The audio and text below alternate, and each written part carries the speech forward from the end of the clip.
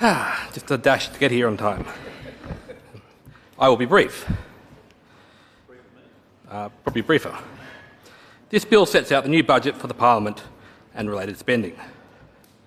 Most MPs pay close attention to it because it's where our salaries come from.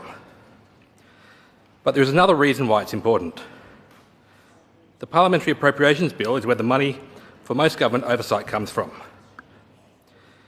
It includes the funding for IBAC and the Ombudsman. Both agencies are set to receive increases of about 3%, which, after inflation, is likely to be a real cut in both cases.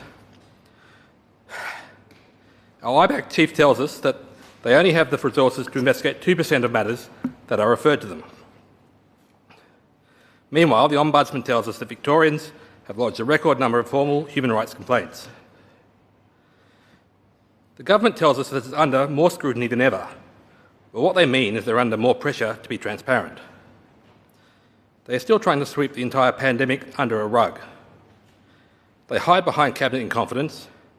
They refuse to explain or identify the reasoning behind the public health directions, and they continue to maintain token transparency measures solely to give an impression of legitimacy.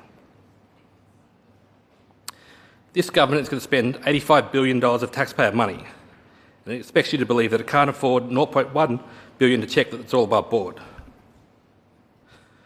IBAC and the Ombudsman together account for only 0.09% of the budget, less than 1/10 of 1%.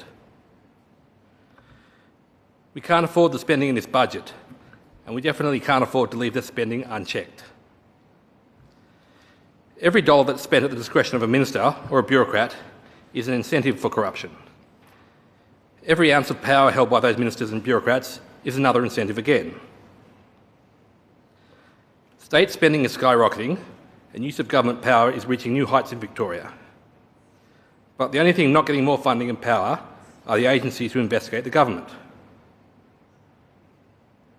The best way to reduce corruption is to reduce government spending, reduce government power, and create more and stronger checks against government authority. This budget does not do that. The Lib Dems believe strongly in government transparency and accountability. We very rarely call for increased government spending, but we'll always do so when it comes to funding the integrity agencies.